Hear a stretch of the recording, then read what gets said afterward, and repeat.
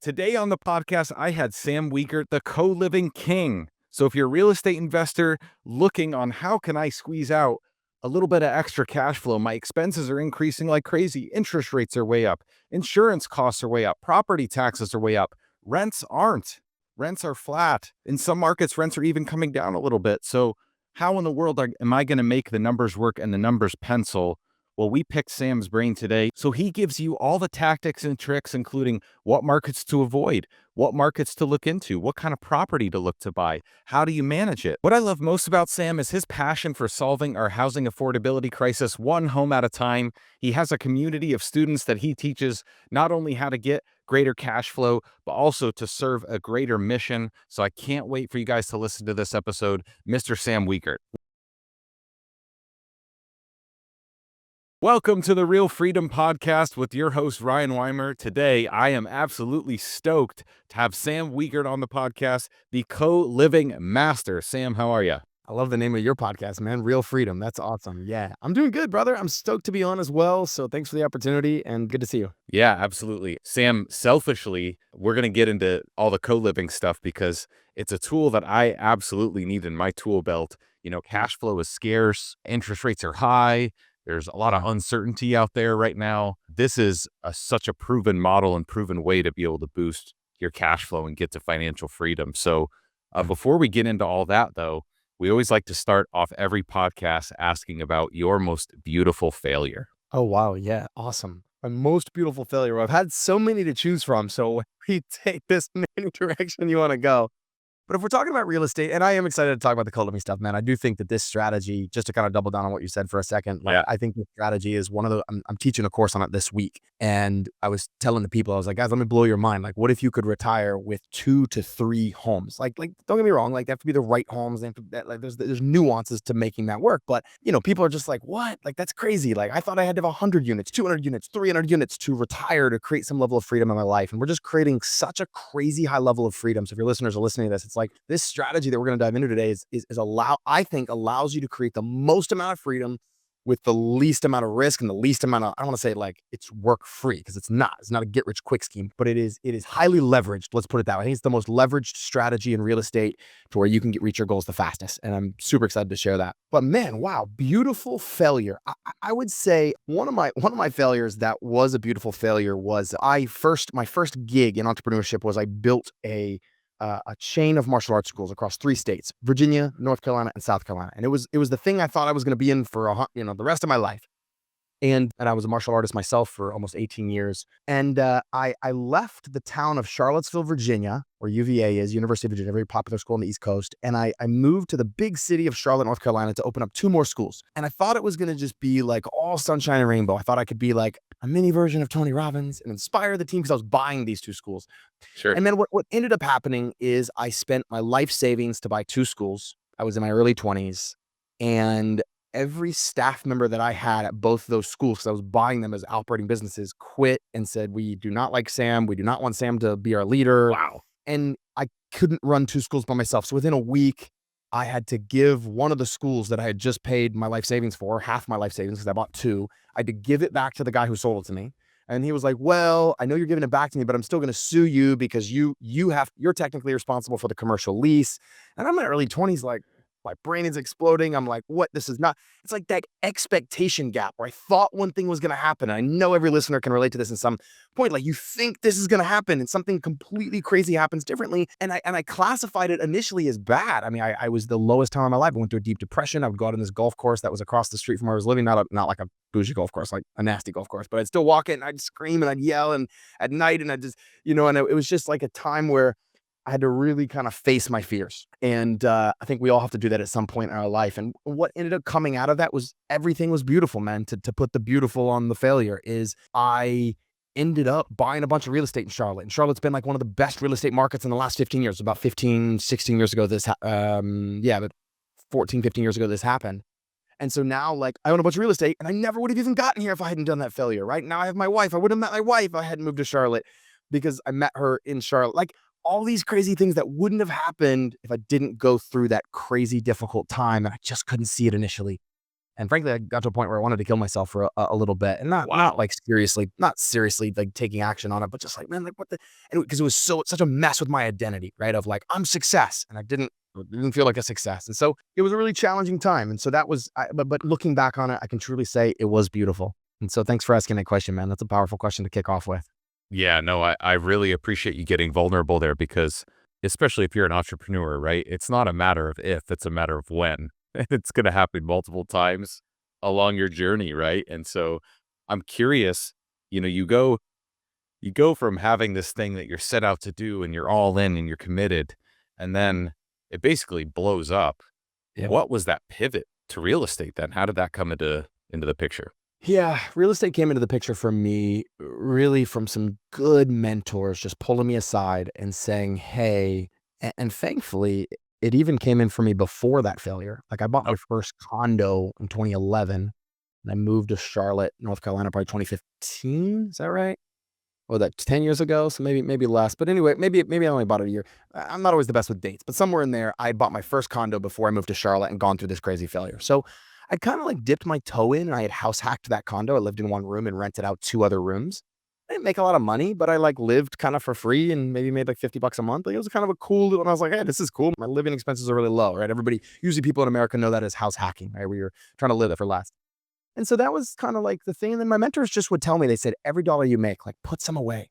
That's the first principle of wealth. Everybody, I'm sure you get this question a lot, Ryan, because you're very successful and you're in this field of like, what's the secret to being wealthy? What's the secret? I remember one of my mentors said that here's the secret. I'm gonna give it to you. He goes, it's spend less than you earn. Like, that's it. You make 100,000, yeah, you live on 80, right? If you make 20,000, you live on 10. Like you figure out a way to live on 10.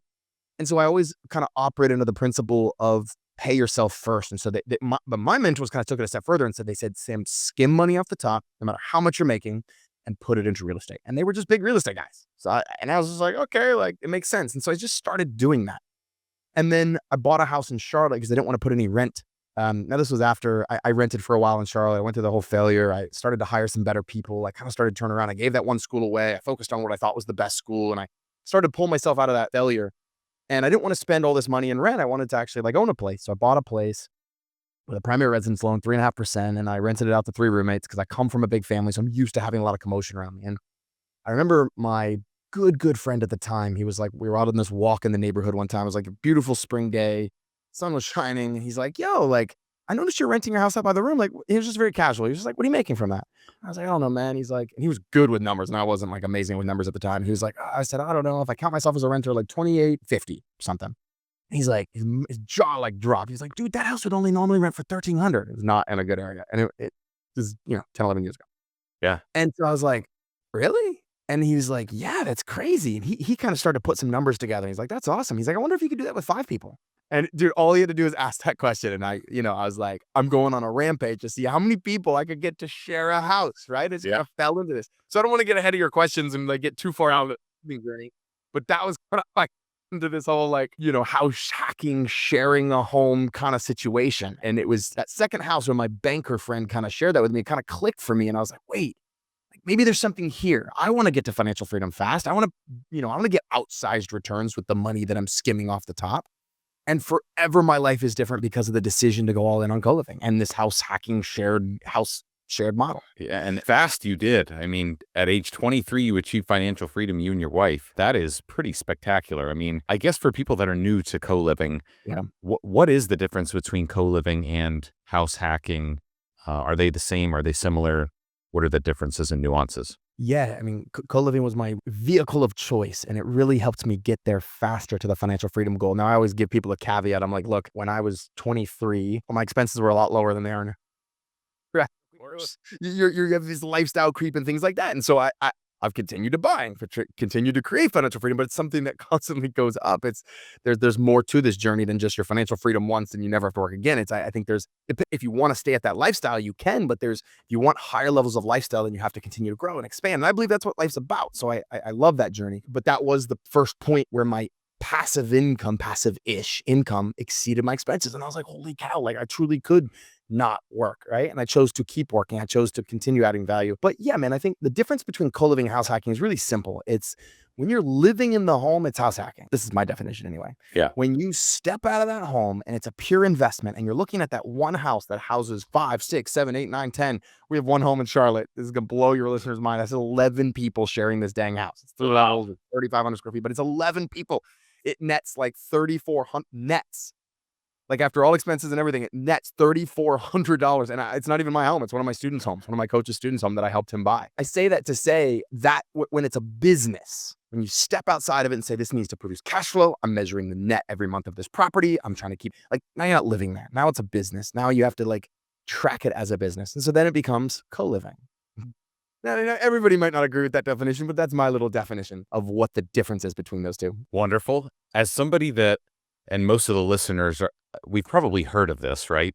House hacking and is definitely one of the best ways to get started in real estate. And even now with interest rates sky high, right? Who can afford the monthly payment or even qualify? So, Yeah. renting by the room is this way to give you a boost on your balance sheet and in your bank account too. So making more lendable and making more financially free. As somebody that's never done it before, never purchased a property like that, I know you and I had talked about kind of becoming financially free in 5 properties or less. What is step 1 for me to do? What do I need to do? One of my mentors always says, reasons come first, answers come later. So I think before anything tactical that I could share, and I could go into a lot of tactics, I really think the answer is a lot about where are you at in your mindset? Another little fun saying that I hope will resonate with some of your listeners is like, the reason I have many people in my life that want to become financially free. I want, emphasize the want, but I have a few friends who've made it an absolute must. Like maybe something crazy happened in their past. Maybe they just got I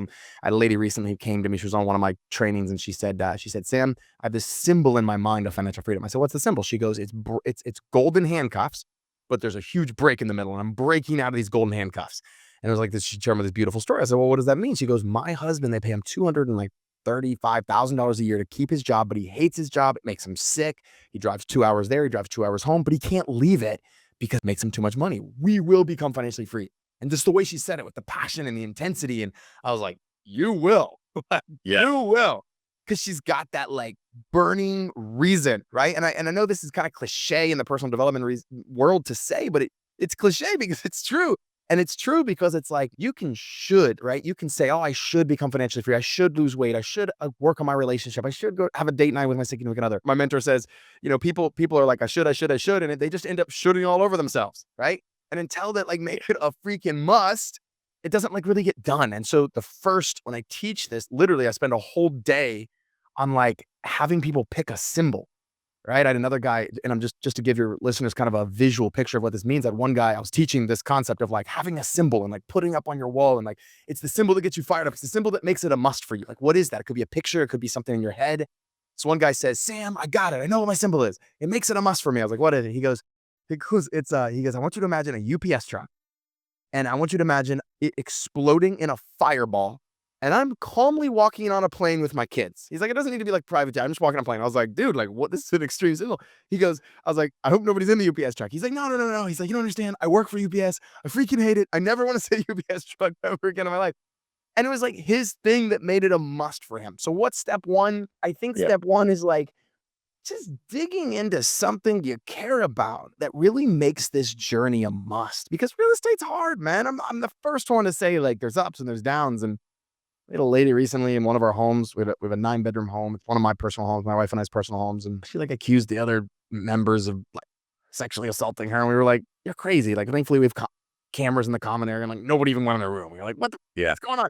My point in sharing that is not to like scare people away from co-living, because there's nuances to this and I believe it's worth it, but it's like, there's crazy, like real estate's a game. You got to be willing to play the ups and the downs. And so you need something that's going to drive you so freaking hard that you will push through all that. So that's step 1. And I think beyond that, it's really just getting some education on the tactics, because there's definitely, someone asked me last night, I was doing a training last night and he was like, Sam, what's the balance between like getting education and taking action? And I was like, good question. You should really only get education for 3 reasons. 1, it puts you around relationships that you're gonna form and hopefully do partnerships with. Number 2, it saves you money. You can calculate a direct ROI. Like, oh, if I give this person $10,000 for a course, they're going to teach me a tactic that's going to make me 20. Well, then it's worth it, right? And I said the third reason is if you can accelerate your journey. So if you can accelerate your journey and go, okay, this could take me 5 years to figure out on my own, but I could do it in one with a mentor. Well, that's how much is 4 years of your time worth, right? So I think step two, and I know you didn't ask me for step two, but step two, like one, like what's your reason, what's your why? And then step two, I think is like understanding, do you want to do it on your own? Or do you want to figure out how you can accelerate the journey, right? And for me, it was always accelerate. Last year, I spent the most money I've ever spent on education in my life. It was over $200,000 in personal development in the last 12 months, not calendar year, because I just wrote the biggest check I've ever written. But I say that to say, like, I've always chosen like mentorship, coaching. Like, I want that. And I want, because I want to accelerate. I just want to get there faster. I don't want to have to learn. You pay for mistakes or you pay for mentorship. Your choice. That's deciding that is kind of key, because you could then say, I'm going to go find the best mentor, or you could say, you know what, screw it. I'm just diving in. I'm going in, and I can share some tactics right now. And I hope we do share some tactics of how people can kind of tactically get started on the journey. If you want to dive into that, because I'm more than happy to share, and I'll pull back the curtain on all of it. I'm not hiding anything. Definitely. We'll definitely get into that. I think you're spot on, man. It all starts with deciding, because it's easier to say you're committed, but it's harder to be committed. Because being committed to financial freedom does take a sacrifice, right? So the question really is, what are you willing to give up? And I know when you interviewed me a few months ago on your podcast, we talked about great episode. Yeah, great episode. We talked about how pain is a powerful motivator. Oftentimes, that's how I quit and went into real estate full time, was pain. I had pain. At least I'm not the personality type that I can just like cold turkey go towards something and go get after it out of like passion or like a vision. I very much had to have my ass kicked to like propel me into the next thing. And so the reason I bring that up is I think a lot more people have some kind of pain in their life at some point. And it makes it just so much more relatable, right? Of when everyone's always like, yeah, but next year. Yeah, but next year. Well, how many years are you going to let go by to not live the life that you want? It's crazy. Yeah, a little hack that I've used on the pain, and I didn't design this. I learned it at a seminar one time, and I use it. It's good we're talking about this. You're actually reminding me of this, that I need to be using this for my life more. They said, if someone is not in enough pain right now to make a change, a little hack, like people listening to this might be like, well, okay, like I'm okay. I'm making $100,000. I'm making whatever. I'm doing this. I got 2 homes, whatever. But if you want to kind of like get yourself to the next level and you can't figure out how to create the pain, because I agree with you, like pain is the biggest motivator. Then I think what you can do is there's something called future pacing. I'm not sure if you ever use this, where you say, okay, I don't have pain now, but if I do not change, if I do not make a change, what will be the pain in 1 year from now if I stay exactly as I am now? You know, what will be the opportunities lost? What will be the relationships lost? How will I feel about myself? Where will my confidence level be? Will it be lower or higher? Like, well, and usually the answer is, well, I'll be lower, because I'll just be sitting here. I'll be in the exact same place I was 1 year ago. And then you're like, okay, that's a little bit more pain. What about 5 years from now? In 5 years, you haven't made any, you haven't made any change. You're in the same place. Is your confidence higher or lower? Right? Are your relationships the same? Are they dying a little bit? And there's an exercise I learned at a seminar. And then it's like, you go 10 years and then 15 and 20, and you start to like stack future pain. And you're like, ah, shit, I got to change. Like, so you kind of bring that into the present. Cause I agree with you. You know, I feel like our mindsets, we like take that little pill, right? We're just like, well, it's not that bad, you know? Yeah. It's not that bad, you know? Well, we want to be risk averse too. And what we deem as safe is kind of conforming to what everybody else does, which is kind of wander aimlessly through your life. And then at the end, hope that there's some left over and that you can do what you want to do in retirement. That's so you know, bringing this back to co-living. Yeah. What do you think, and obviously talking about the sacrifices that have to be made, what do you think would be the reason for somebody to not do co-living? It's a good question, man. That's a super solid question. I'm not sure if I've ever even been asked that. What are the reasons someone should not do co-living? Yeah. I would say that co-living at the current moment in America, at least, requires nuanced understanding and management. Like, I want you to think about, okay, this guy, I'll just use the example since I already kind of gave it, of one of my coaches, one of my students. He started with me in one of my 5-day challenges, and then he just kind of came on. Now he's a coach, like a year and a half ago he started. He's got this home. He's got a couple homes, but one of his homes, 11-bedroom home. He just told me yesterday, he filled it up and it's netting. It netted last month, it netted like 3440 or some like odd number like that, but he gave me the number. So it's like, okay, that's cool. It's one single family home that was like $350,000. Like, pretty cool netting, right? And I think it grossed like 7,800 or 8,000 or something crazy. I say all that. And he bought it with zero money down, so he's got 2 loans to pay on it. Like even after paying all that, he's still netted this. This is crazy, right? You don't see that in the marketplace right now at all. But what's the pain he had to go through to get there? Let's talk about that. He has to be willing to manage. Now, granted, he self-manages. This guy's so good. He lives in Phoenix and he manages like in Charlotte. His home's in Charlotte, where I'm sitting right now. Wow. So he's thousands of miles away from his home, but he's got all the systems in place. And that's what we teach, right? We teach like the systems and the cameras and the locks and the door locks that are all Wi-Fi connected and all this crazy stuff that you can have. You're labeling the refrigerators and the cabinet space and all this crazy stuff that you need to really run. But you have to be willing to, you have 11 people in a home that are sharing a shared space. And not every manager in America is going to even, there's a lot of people who won't even touch that from a management standpoint. They'll be like, wait, what? No, hell no, I'm not doing this, right? So like, you're going to either have to self-manage or you're going to be able to find managers. Now there are, thankfully, and it's what I'm so excited about is co-living is in this like beginner stage where if people get in now, they're on the cutting edge. They're getting the outsized returns because everybody doesn't really know about it because it is nuanced. But like, there are, I mean, literally every week I feel like I hear of a different manager, someone that's now willing to manage co-living or take it on. So it's growing, but it's not to a critical mass yet. So people shouldn't do it if they don't want to. Like if you're just the type of person that's like, stick my money in a 401k, I don't ever want to think about it, talk about it. Like this is not for you. Oh, the 401ks the last couple of days haven't done very well. I don't want to date this podcast, but I think we're down 12% at all. Dow Jones in 3 days. But who knows, man? We're going to probably. Isn't it funny, though, there's a direct correlation with what returns you get versus really the amount of sacrifice you're willing to make in something, the amount of what kind of problems you're willing to solve. That's right. That's right. Dude, and you can't, and you know what? Everybody tries to hack that, right? Like, how do I get outsized returns but not doing the work? And it's like, it's just not really how life works. Like, I didn't make some rules. I wish it was different. I wish there was an easy button. I'm not saying people don't get lucky. And I believe like providence and like I believe we're guided. But ultimately, like risk reward goes together. Unless you know a hack grind that I don't. But I feel like you take bigger risks, you get bigger rewards. And when you don't, you think, well, I could win the lotto. But like, the stats on that, right? Like someone who doesn't have that foundation of understanding risk reward, they end up broke or worse after winning the lotto.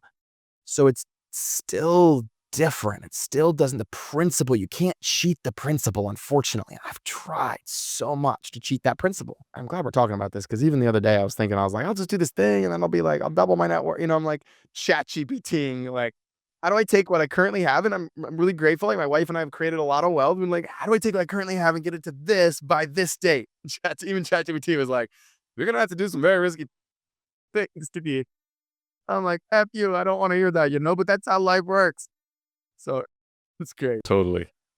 So just market-wise, are there any places in the U.S. where this doesn't work or it's harder? No, the U.S. right now is very open to it and it's extremely needed because of rising housing costs. I would say there are a few, and I mean very few cities that have kind of come out and said from a zoning perspective, like, we will fight this. We don't like this. We don't want this in our back. Like, they're not in my backyard. And like, you could go still do it in the cities. And we have like our whole legal argument and our way that we operate in a lot of cities. But like, do you want to fight the city? Like, is that really the fight you want to take? So like Sarasota, Florida, is one of the cities that have come out and just said, hey, we hate this model. We don't want to do it. Nashville, Tennessee, believe it or not, has also been one that's just like whoever's on their board. They're like an old school kind of like, oh, we don't like this model now. And I still have students there with big homes. And we find our loopholes. And that's literally a lot of what I help people do is create legal strategies to where we can operate in almost every jurisdiction in the United States. But even crazy like places with a lot of restrictions, like California, for example, or LA,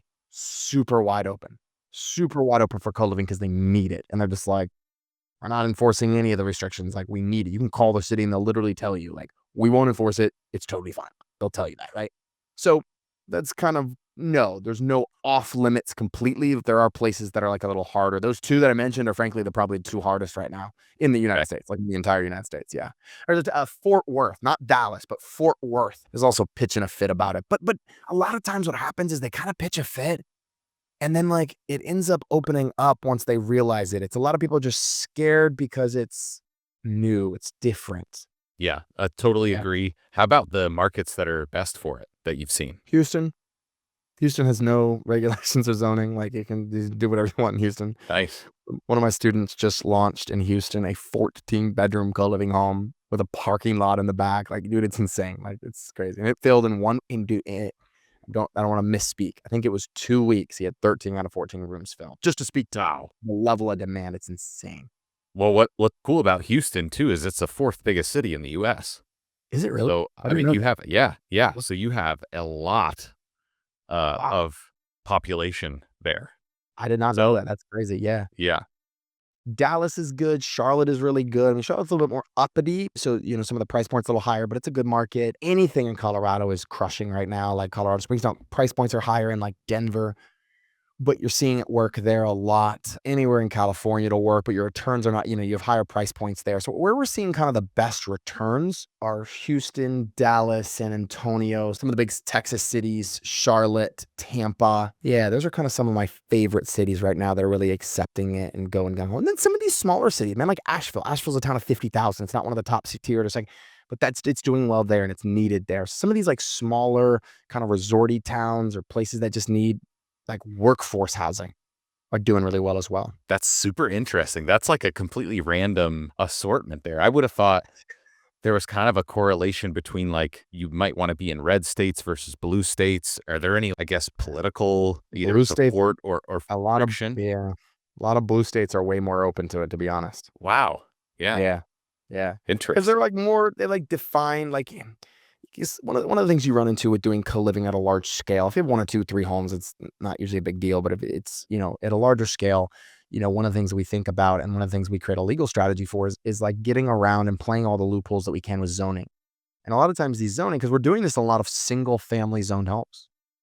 But a lot of these liberal states, man, the way that they define family, now granted, there are federal rules, like US government rules that kind of trump all of this, and the way the federal government defines family is like super loose. It's like a family is like, if you think like a family, you act like a family, and you sort of want to be a family, you're a family based on the US government, right? A lot of these other places just have a super liberal definition of it. And so it's like, hey, we're 10 people. We've decided to come together and share a single family home. Yeah. We're a family. Like that's so there's some like nuances around that. We've got a great strategy for how to get around that. But that's some of the reasons why blue states are more open to it. And then the truth is, like, blue states a lot of times are more expensive in some ways too. Like, you get California obviously is very blue, and like it's just expensive there. New York, New Jersey, all the like some of the New England states, like it's just like they know they need it, and because it's crazy expensive and taxes are really high. So that's kind of, I think, why it kind of plays out there a little bit better. They're a little bit more open to new things sometimes. Got it. Okay. How about the types of properties someone should look for? Big ones when they're yeah, big ones. The bigger the better, or is it Yeah. what are we looking for? Yeah, we're looking for the bigger the better. Like, if you find me this one, I've been just to kind of keep this analogy going of this guy, my student, that one I think is 3,500 square feet. It's like 2 stories and a full basement. So he's got like 3,500 square feet that 11 people share. Believe it or not, that's still pretty spread out. Like, he's got a nice common area. He's got a big kitchen. He's got like this really cool area. Like, it still works. That's kind of how I would think about that. There's a lot of things you're looking for in a co-living home when you're doing it. You're looking for no HOA. You're looking for, something that's in a neighborhood where co-living's not going to be like crazy stick out. It's not going to stick out like a sore thumb. You're looking for no pools, no frills. You're looking for that B or C neighborhood. You're looking for square footage. You're looking for more bathrooms. The more bathrooms, the better. Because people in a perfect world, you'd have a 1-to-1 bedroom to bathroom ratio. What we've learned is that 3-to-1 is kind of what the market will take.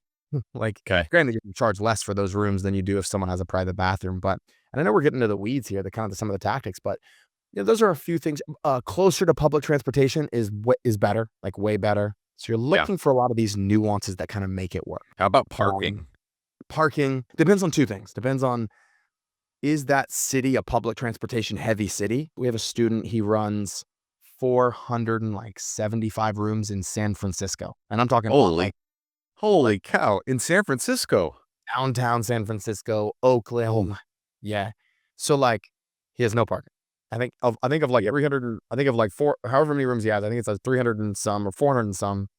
It's in the 300 or 400s. Don't quote me in the actual room number, but it's in the hundreds. He has like 2 parking spots and he rents those out.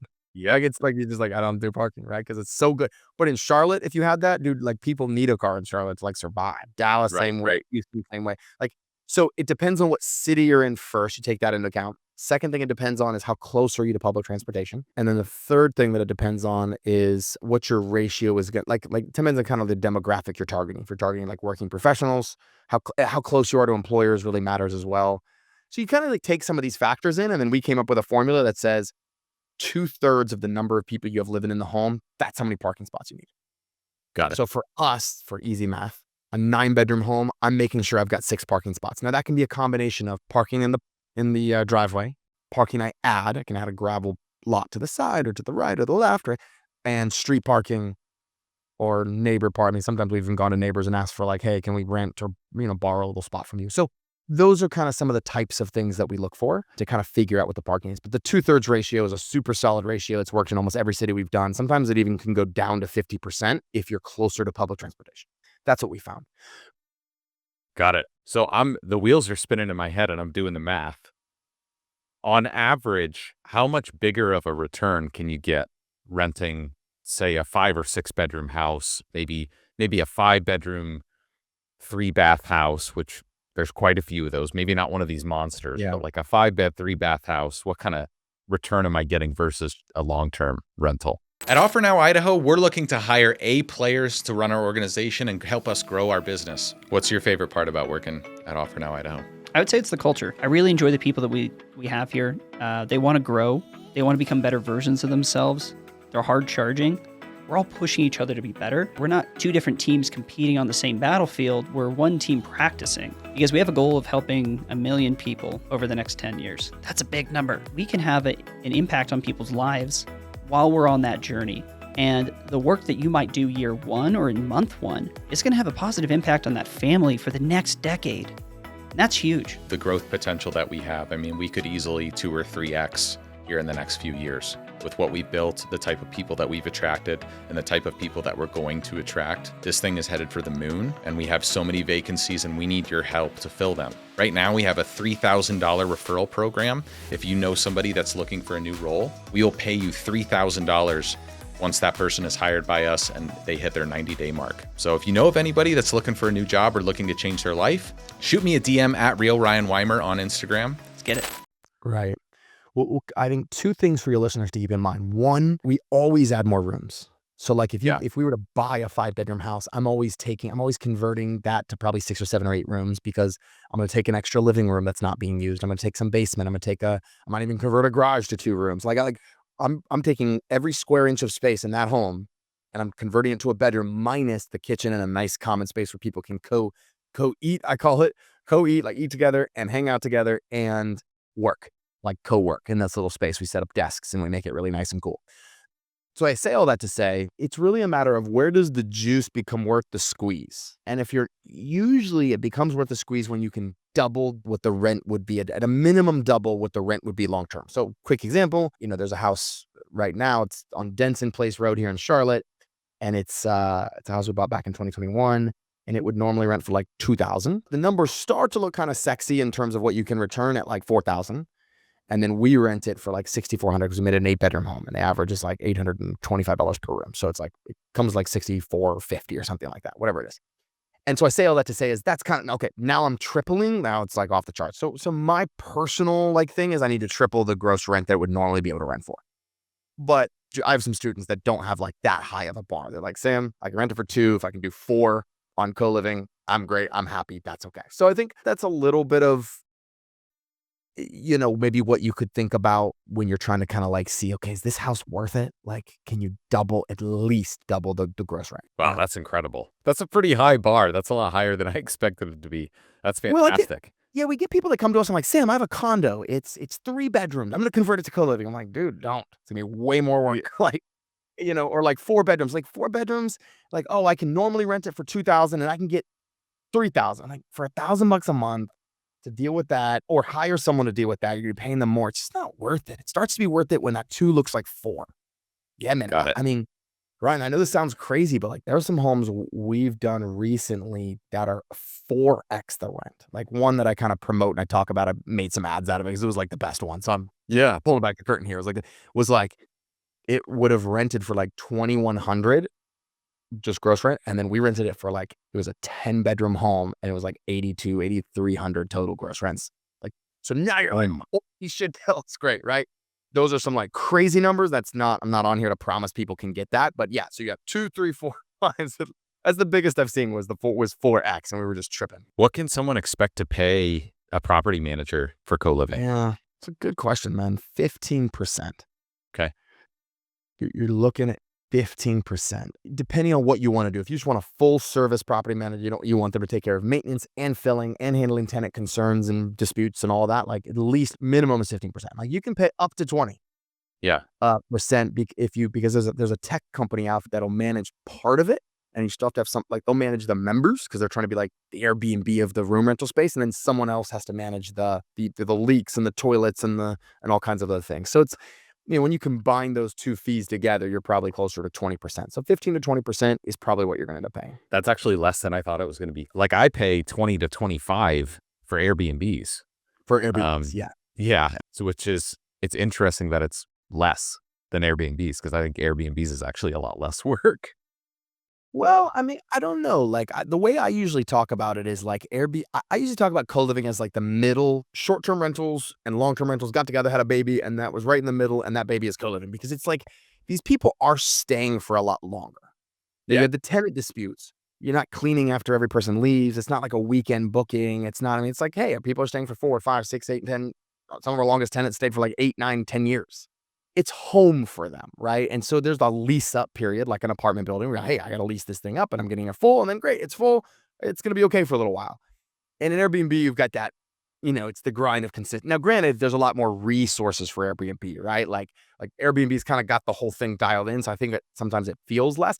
That's my approach. And you feel free to disagree with that. I think what I've seen is that co-living, once it's settled with the right systems in place, it's a little less in terms of management, just because there's not as much turnover. It's like these people are going to stay for a while. And we don't furnish, right? We don't furnish any of the bedrooms. So that's another reason maybe why it's a little less, is less things are breaking. Like if their bed breaks, what's on their bed, they brought it into their room. Like we will only furnish common areas. Now that's my model. That is like the model that I teach and promote. There are definitely a lot of other people out there that are promoting other models, like furnish all the rooms. But then what we found is people stay even less because now it does feel like a room rental in a short-term rental. Now it does feel a little bit more like an Airbnb that I'm just going to get in and get out. But I want someone to move their bed and I want someone to move all their stuff in. Yes. Like that's what I actually want. So no, that's such a good point. What's a common misconception that you've learned? Maybe it's an objection. Maybe somebody reaches out to you for coaching or wants to join your program. What's like maybe the most common objection that you get and you're like, man, that is such a misconception? I would say there's 3 huge misconceptions that I've dedicated almost my entire like co-living career, if you want to call it that, in overcoming, right? And I think the first one is that this is illegal. This is illegal. There's no way. I mean, if you were to look at some of the ads that I run, we run ads to promote the model and promote some of the courses that we teach. I mean, comment after comment after comment of people being like, this is illegal. This is bullshit. Da, da, da, da, da, da. And a lot of them take that approach of like, this is a zoning. There's no way this works, dude. There's no way you could have more than 5 people living in a home. It's in every state, it's 4. It's not even true, first of all. Like some cities don't even have any regulations around number of people in homes. So that's one. It's like, it's illegal. There are lots of ways to do this legally, even with bigger homes in a lot of cities, right? And so that's one common misperception that I feel like I'm constantly overcoming. The second misperception, there's no way 10 people will live together in a home without killing each other. Yeah. So going back into my past, my parents were amazing human beings and taught me so many values. They weren't like wealthy, right? We were middle class and I had a beautiful upbringing. Actually, I like idolized my upbringing. But I had 8 brothers and sisters, including me, plus 2 parents that stayed together their whole life. And they're still together to this day. And we all lived in a 1,900 square foot house. So that's 10 people in 1,900 square feet. As you imagine, that's cramped. So for me, I was just like, 10 people in a 3,500 square foot house. This is luxury. I couldn't understand why other people couldn't understand why this didn't work. Right. So I say that to say another misperception that I think people have is like, this just won't work. There's no way you could have enough systems to the parking and all that you have to figure out to have 10 people kind of operate smoothly in a shared home. So that's a misperception. I'm not saying it's easy, but you can absolutely 100% be done. And then I'd say the third one is one I'm sure you face a lot, man, in your career, which is like, oh, you need hundreds and hundreds of thousands. You have to be wealthy to do real estate. You have to have hundreds of thousands of dollars sitting in the bank account to be real estate. Kind of that misperception of like, wait, there are actually ways for you to buy a home, zero money down. I'm not saying that's the easiest thing to do, but I'm just saying like there are ways. It's possible, right? There's ways to buy homes with 3% down. There's ways to get scrappy and use a second home loan and do 10%. Like there are ways, right? And I think overcoming that misperception is also a really big one as well. I'd say those are the three biggest that we just have to I just preach. It's so funny. Living here in London, Yeah. we don't even have a car. And because there's nowhere to park it, like it is straight up a liability and it takes you longer to get places. But co-living here is just a normal thing for people. Yeah. Like families live with other families, single people live with other single people because a lot of it is just affordability, right? It's so expensive that in order to live here, people just do it and they don't think twice. It's almost like there's no other option. And so they just live their lives and it doesn't change their lives at all. They just do it. And so it's interesting. Whenever I come back and visit to the States and I'm like, oh my gosh, that like you just notice how much space there is. Yeah. And so I totally is like just this mental thing where people are like, well, yeah, I need more space. And it's like, well, Do you really? yeah. Europe's ahead of us a little bit, man. Europe absolutely.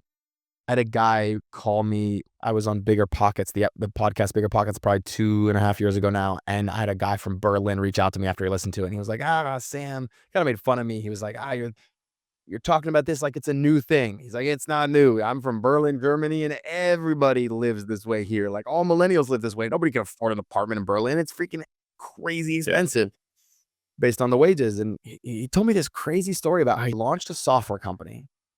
But he couldn't get any engineers to like move to Berlin to work because once they realized like what he could pay them just didn't match like what it cost to live in Berlin. And so he's like, I literally, and this guy was so creative. He's a smart dude. He's like, I realized I needed to be in the real estate business. I would develop co-living buildings. He literally built co-living buildings from the ground up. And then he'd give like a room to them as part of their compensation package. So it was like his way that he solved staffing his software company. It was the funniest thing. But then I was like, can you send me your plans on your builds? That sounds awesome. So he sent me his plans and this guy's like super creative, but like to your point of like super popular in every country. You walk down Mexico, dude, it's like co-living, room for rent, co-living, room for rent. We were in Bali last couple of weeks ago. It was like same thing, like room for rent, co-living, like not co-living sometimes is not what they call it, but rooms very popular. I was in Tanzania. I mean, Tanzania is not a good analogy to United States is very third world, but like whole families live in 2 rooms. A couple of guys like, I rent 2 rooms. Like that's how he lives, right? So it's very popular. Yep. Everywhere else but here. Yeah. Yeah, totally. And while we're on the topic of travel, I know that you just got back from Nepal.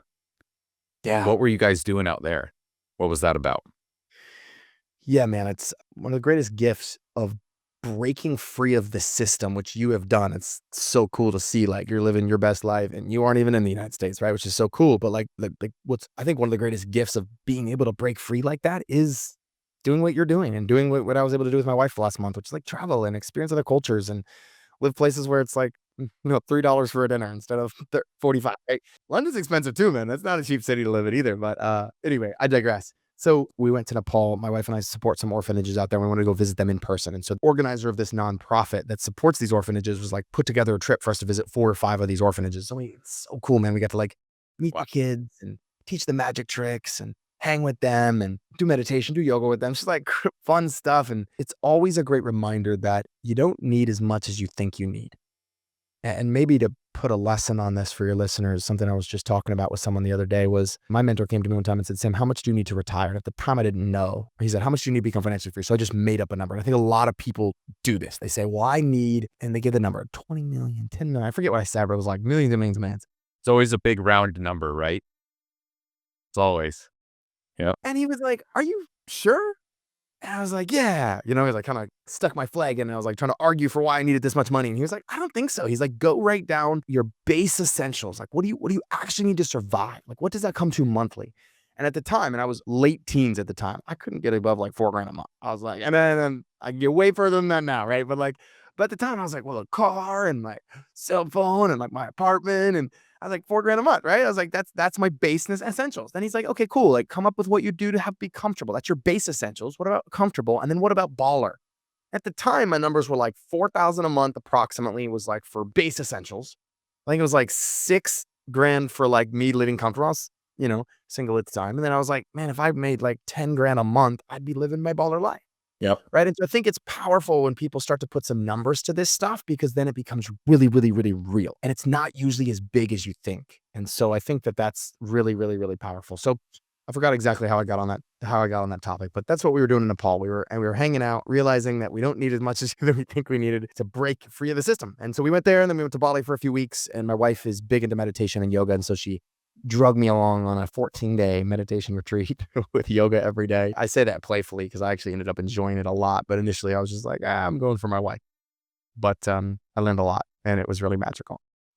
I also run a virtual business. What challenges, benefits, limitations? Obviously, you could do this virtual too. If I'm looking to set something up virtually, what are some maybe extra steps or tools that I need to have? Well, it depends on who you're going to have manage it, I think is the biggest question right there. So if you're going to self-manage, you need a ton of systems. So I'd say the top 3 systems you need if you're going to self-manage are you need to be able to have cameras on front, back, and common area of the property. Like you've got to be able to kind of monitor who's coming in, who's coming out, and you need electronic door locks that you can either reprogram consistently and, and also see who's kind of coming in and out, right? So we found cameras are important. We found digital door locks are important. And, I would even go so far as to say you need some sort of boots on the ground team that you trust massively, someone to be on call for emergencies, a toilet leaks, something crazy goes wrong, electrical fire break. Like you need something that happens that can be on call, someone that's handy, someone that's a plumber, an electrician on call is really valuable. Probably the 2 most important people you need, right? And then I'd say after that, you need someone to like manage the tenants in terms of like being able to show them the property and be able to sign their membership agreements. Now, a lot of that now can be done virtually. My coach and my student who does this, he does all that virtually. He has other members in the home. We call them members, not tenants. He has them show the room. He pays them $50 if they sign. So like they're kind of incentivized to sign. Super cool. He has all the door locks that he pre-programs, and he's got someone that comes and cleans the rooms and does the flips when someone moves out. I think that's kind of a little bit of what you need as far as a team goes. If you have those things, you can mostly run this thing from a big distance. My wife and I own a property management company that manages about 400 doors. So we're like, I don't have to be here. We have a full team. We got full-time maintenance guys. We got the whole it's a big operation, right? Kind of for what we're doing. So that's allows us to, and then I coach a lot of people. I can coach virtually. I can coach anywhere in the world. So I can be completely virtual. But if you're going to manage it from a distance, you just need to think through like, hey, who do I need on the ground? What happens if something goes wrong? And then how am I going to fill these homes? But if you crack the code on those 2 things, you can absolutely manage your home virtually. Now, I'd recommend trying to find, if you want to be more hands-off and you want to be in Bali and it's, nighttime there when it's daytime here, daytime there when it's nighttime here, you don't want to deal with any of that, then you should probably find someone that could just be a property manager, right? My company. Yeah. Find a company like my company. We don't manage for anybody else outside of our students right now, but find a company that'll do it. And there are companies. You got to kind of search for them and find them and vet them because there's some that are absolutely terrible. But otherwise, just find a property manager that'll take care of it and send you a statement every month and then you check in with them. That's what I'd recommend. Awesome. Yeah, that would definitely be me. I don't want to mess with any tenant stuff whatsoever. Yeah. So Especially CoLiving, dude. You have like these things called peanut butter problems. We give them this fun name where it's like, Johnny ate my peanut butter and I'm so mad. It's like, oh my God, like that's the nuance of the strategy, right? It's like, why am I dealing? I don't want to deal with this. You're adults. Go talk to Johnny, yeah. But what do you use for comps to know like what a rent by the room rate might be? 3 ways you can do comps for a co-living home as far as what you're going to rent the rooms for. There's the 3 biggest ways. Number 1, let me give you a range. 75 to 85% of what a studio apartment goes for in that city is what you're going to be able to rent a room for. Okay. Now, obviously, that has its own range because the room could be small, the room could have a private bath or a short bath. But that's a general rule. So if you go in and every studio apartment in that city is $1,000, you're probably $700 to $800 somewhere in there. 70 to 80%, but you're somewhere in that range. So that's number 1. That's an easy, quick and dirty way to comp things. The second way to comp things is just to literally comp like you would like anything else. You go and you say, what are other rooms renting for in that city? Are they nicer than mine or are they less nice than mine? And are they private baths or shared baths? And you kind of fit in like, oh, well, mine's much nicer than everything listed, which with much better pictures. Like I'm probably going to be 5 to 10% above that, right? You kind of figure it that way. And then the third way, which is my favorite way before anybody actually buys the home, the third way is to go ahead and comp it based on what we call a test ad. Some people do not like that I talk about this publicly, but you go into Facebook Marketplace and you create a fake ad with real pictures of a home that's not there, and you post it like it's real. And when people respond to that, and usually we post 2 or 3 before we go into a new market, we'll post 2 or 3 at like one at a high price point, one at a middle price point, one at a low price point, and we just see how many hits we get. Now, granted, we're in as much integrity as we can. We hide the address. It's not like there's a real address on this anywhere. And what we do is we say, when people respond to us, we just shoot them a message back and say, hey, we have a waiting list for that home. We're getting ready to go live with this home. Fill out this Google form. We just want to find out some information about you, and you'll be at the top of the waiting list. Yeah. And then obviously a lot of people don't, but like some people do. And then we also just get to see how many hits there are. So if you get 100 hits in 3 days, like, there's demand for that price point. If you get 5 or 6, you're like, okay, wait a second. And Facebook Marketplace is probably the easiest, quickest platform to kind of be able to do that with and get instant feedback. We don't have to pay. It's free, right? So I like that as a strategy. It's probably my favorite strategy right now. I'd say that's my favorite strategy right now for doing it. I love that. We do the same thing with our creative finance deals, especially when we're seller financing a property to an owner occupant. We call them dummy properties out there all the time, because if I get a property 20 minutes away, it's going to be different than what it is in Boise, right? So we have that stuff going all the time, and you can post an ad about anything. It doesn't mean that you're using people's information in a nefarious way. You're just collecting data. And I think that it's all in the intention of being able to actually run your numbers accurately, because the worst thing you want to do is jump into something using assumptions and then learn the hard way. And it's cool too, because if people do respond and they do give you their information, what ends up happening is you have now a waiting list to kick that home off with. Like, go buy a home in that city, like go actually close on the home you think you're going to close on, and reach out to those people and say, hey, took us 3 months, but now it's live. Like, it does help and it is valuable. Now, a lot of people will say, well, I'll do it, but I'm going to put on the ad,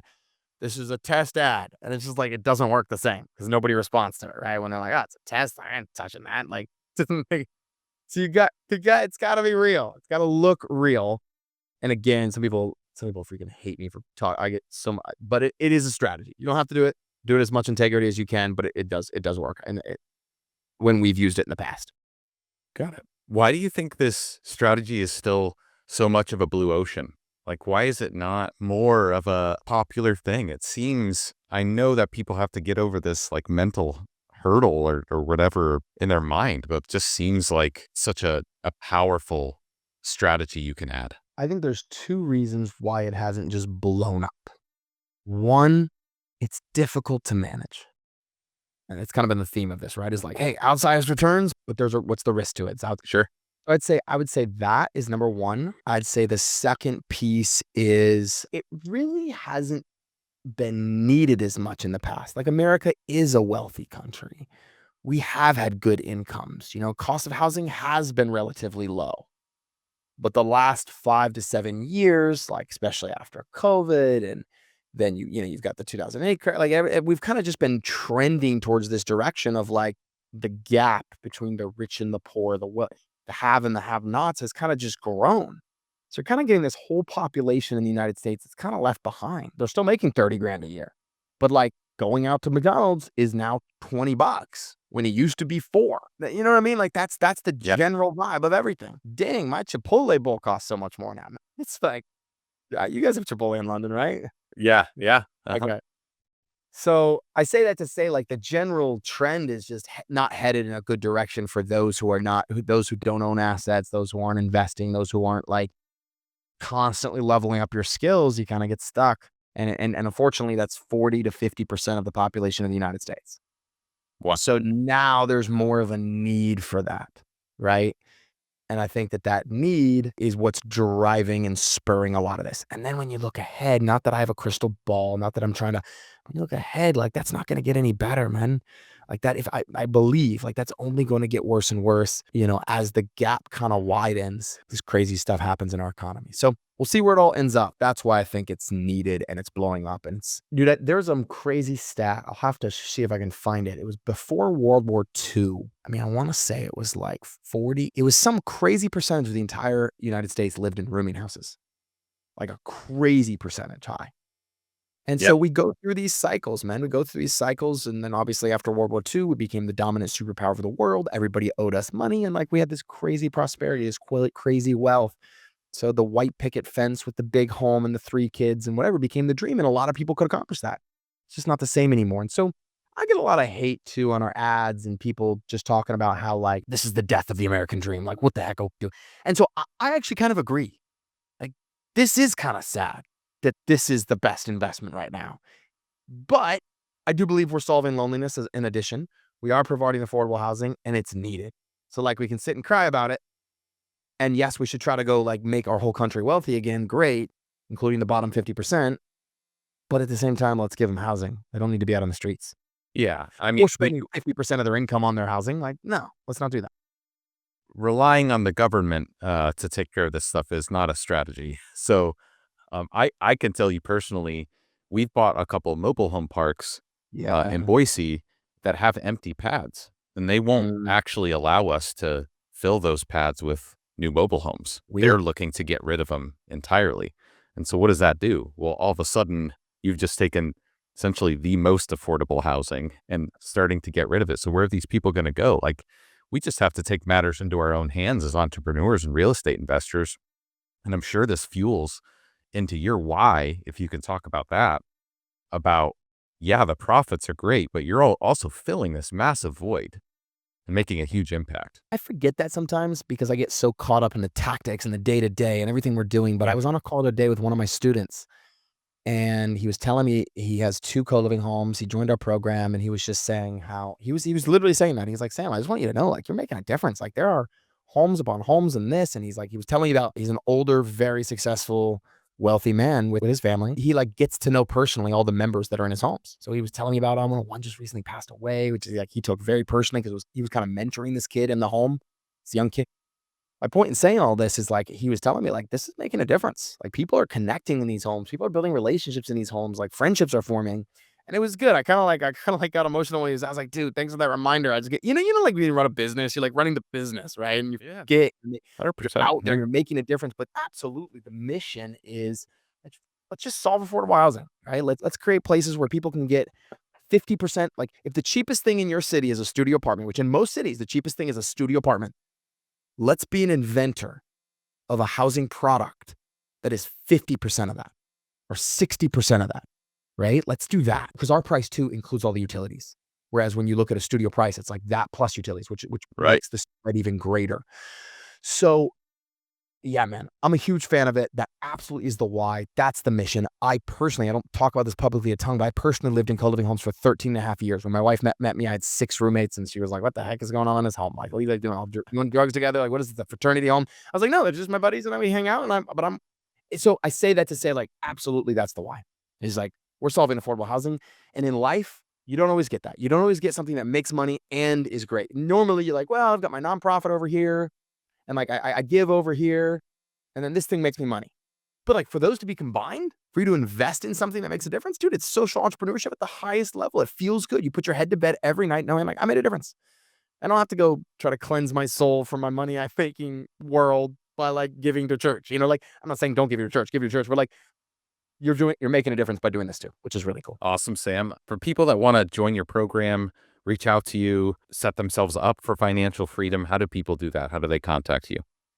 Everybody gets started with us in the exact same way, man. They join a program we have. It's a free program. It's called the 5-Day Co-Living Real Estate Challenge. So it's literally, we call it a challenge because it's like an hour or 2 hours a day of co-living real estate training. And it's free. And we deep dive into it. I'm actually in the middle of one right now. We do one a month. And they can just go to www.scaleyourrealestate.com and they can register for the next one. That's what I would recommend. I think that's the best opportunity for them to kind of learn about it. And then obviously when people get into that challenge, we have an offer. It's definitely not slammed down anybody's throat. It's actually we've had 23,000 people now go through this challenge. And like I had a guy reach out to me the other day. He said, Sam, you don't even know me. I bought 6 co-living homes after going through your challenge. I felt like that was all I needed to go and like get 6 co-living. I was like, dang, okay. Didn't buy my program, didn't do anything. He just went out. So we give tons of freaking value. It's a great way to get started in this journey. So that's what I recommend for people. Amazing. Well, guys, Sam, anything you want to leave the listeners with? This has been a jam-packed episode. I mean, I learned a lot. I'm going to watch this a few times over and then huddle with my team directly after so we implement some of this stuff. Anything you want to leave the listeners with? No, let me know how I can support you. Let me know how I can support you for sure. Appreciate you and just your energy that you bring to real estate and to personal development. And it's been great to get to know you through these couple of episodes. So thank you. I would just say go out there, take some action, and make it a must for you guys to achieve financial freedom. And then when you get there, life kind of opens up. You break free of the system. There's more options available to you, and you've got a little bit more freedom, which is really powerful. So that's what I'm out to help people do: is break free of that system that they were taught that keeps us enslaved, right? That keeps us to the 9 to 5, that keeps us to the grind, that keeps us just putting a little bit of money here and there in our 401k. And hopefully by when we're 65, we can retire. And it's like, F that. Let's do something different. Let's break out of that system. We can do that if we have a good strategy. And I believe this is the strategy. So that's my final call to action. Hell yeah. I'm ready to run through a brick wall. Let's go. All right, Sam, thanks for joining. We'll catch you on the next one. Peace, brother. Thanks, Ryan.